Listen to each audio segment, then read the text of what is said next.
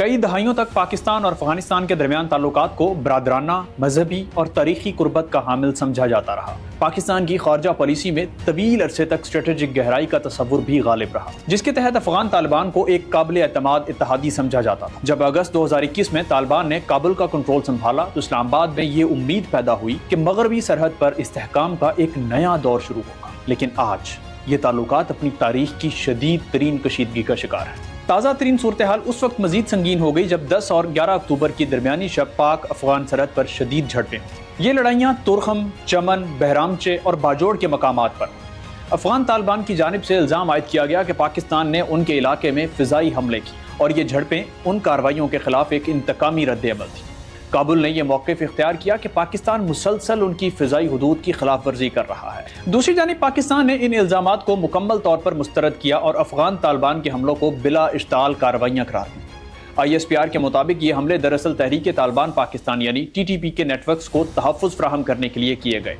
فوج نے واضح کیا کہ پاکستان نے قومی سلامتی کے تحفظ کے لیے یہ فیصلہ کن جوابی کارروائی کی، جس میں 21 دشمن پوزیشنوں کو غیر فعال کیا گیا اور افغان سرزمین پر موجود دہشت گرد نیٹ ورک کو بھاری نقصان پہنچایا گیا۔ پاکستانی حکام کے مطابق یہ کارروائیاں صرف دہشت گردی کے خلاف نہیں بلکہ ایک اسٹریٹجک پیغام بھی ہے، جس کے ذریعے پاکستان نے واضح کیا کہ وہ اپنی سرزمین اور عوام کے تحفظ کے لیے کسی بھی حد تک جا سکتا ہے۔ یہ صورتحال پاکستان کے لیے دو بڑے چیلنجز پیدا کر رہی ہے۔ ایک طرف TTP کی بڑھتی ہوئی سرگرمیاں ہیں جو افغان سرزمین سے آپریٹ کر رہی ہیں، دوسری جانب کابل کے ساتھ سفارتی تعلقات تیزی سے بگڑ رہے ہیں۔ پاکستان کی وہ پالیسی جس نے طالبان کو سیاسی طور پر سپورٹ کیا تھا، اب اسی کے نتیجے میں پاکستان خود ایک سیکیورٹی خطرے کا سامنا کر رہا ہے۔ دونوں ممالک کے درمیان بڑھتی ہوئی کشیدگی نے اس خطے میں امن و استحکام کے امکانات کو مزید کمزور کر دیا ہے۔ یہ تنازع نہ صرف سیکیورٹی بلکہ سفارتی سطح پر بھی ایک نیا امتحان ہے۔ برادرانہ تعلقات کی بنیاد پر استوار ہونے والا یہ رشتہ اب شک، بد اعتمادی اور سرحدی تصادم کے دائرے میں داخل ہو چکا ہے۔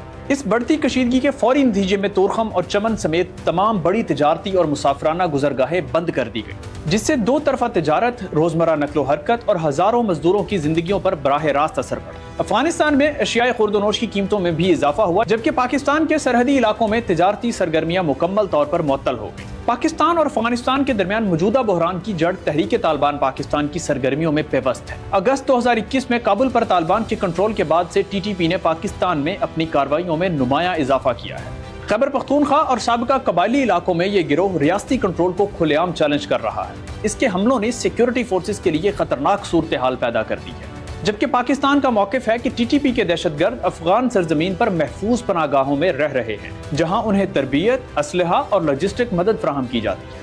اسلام آباد کے مطابق کابل انتظامیہ نے ان گروہوں کے خلاف کوئی مؤثر کارروائی نہیں کی، بلکہ ان کی موجودگی سے انکار کرتی ہے۔ پاکستانی حکام کا یہ بھی کہنا ہے کہ TTP اور افغان طالبان کے نظریاتی روابط اس مسئلے کو مزید خطرناک بنا رہے ہیں۔ پاکستان بین الاقوامی برادری، خاص طور پر اقوام متحدہ اور OIC کو مسلسل اس بات سے آگاہ کر رہا ہے کہ اگر افغان سرزمین سے دہشت گرد حملے بند نہ ہوئے تو پاکستان اپنی خود مختاری کے تحفظ کے لیے مزید اقدامات اٹھانے پر مجبور ہو۔ افغان طالبان کی حکومت اس وقت ایک پیچیدہ داخلی توازن کا شکار ہے۔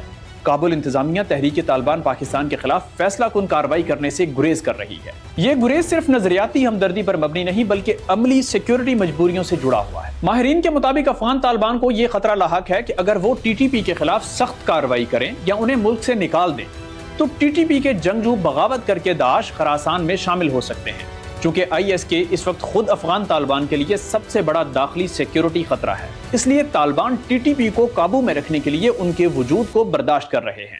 یہ پالیسی دراصل ایک توازن قائم رکھنے کی کوشش ہے۔ طالبان کے نزدیک TTP پر محدود اثر و رسوخ برقرار رکھنا ان کے خلاف کھلی جنگ چھیڑنے سے زیادہ محفوظ راستہ ہے۔ اگر TTP مکمل طور پر ان کے کنٹرول سے باہر ہو جائے تو اس کے نتیجے میں افغانستان کے اندر دہشت گردی کی ایک نئی لہر اٹھ سکتی ہے۔ اس لیے طالبان حکومت اس وقت ایک اسٹرکچرل سیکیورٹی ڈیلیما میں مبتلا ہے، جس میں وہ کسی ایک خطرے کو ختم کرتے ہوئے دوسرے زیادہ بڑے خطرات کو دعوت نہیں دینا چاہتے۔ یہی وہ بنیادی وجہ ہے کہ پاکستان کا فوجی یا سفارتی دباؤ موجودہ حالات میں TTP کے مسئلے پر دیرپا حل فراہم کرنے میں ناکام نظر آتا ہے۔ دوسری طرف پاکستان نے اپنی سفارتی پالیسی کے لہجے میں نمایاں سختی اختیار کر لی ہے۔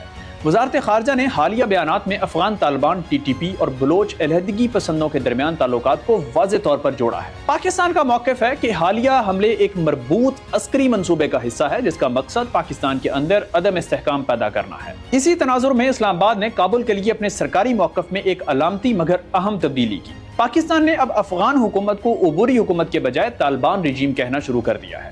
سفارتی زبان میں یہ تبدیلی معمولی نہیں بلکہ یہ ظاہر کرتی ہے کہ پاکستان اب طالبان حکومت کو ایک عارضی اتحادی نہیں بلکہ ایک مشکل ہمسایہ سمجھنے لگا ہے۔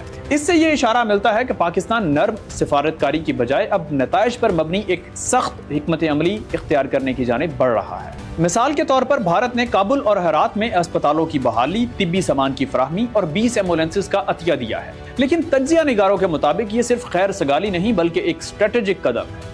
بھارت طالبان حکومت کے ساتھ محدود تعلقات استوار کر کے پاکستان کے اثر کو کم کرنے اور چین کے بڑھتے ہوئے کردار کو توازن پیدا کرنے کی کوشش کر رہا ہے۔ پاکستان کے لیے یہ صورتحال صرف سرحدی تصادم کا مسئلہ نہیں بلکہ دو محاذوں پر دباؤ کا اشارہ ہے۔ لیکن سوال یہ ہے کہ کیا دونوں فریق اس مکالمے کے لیے تیار ہیں؟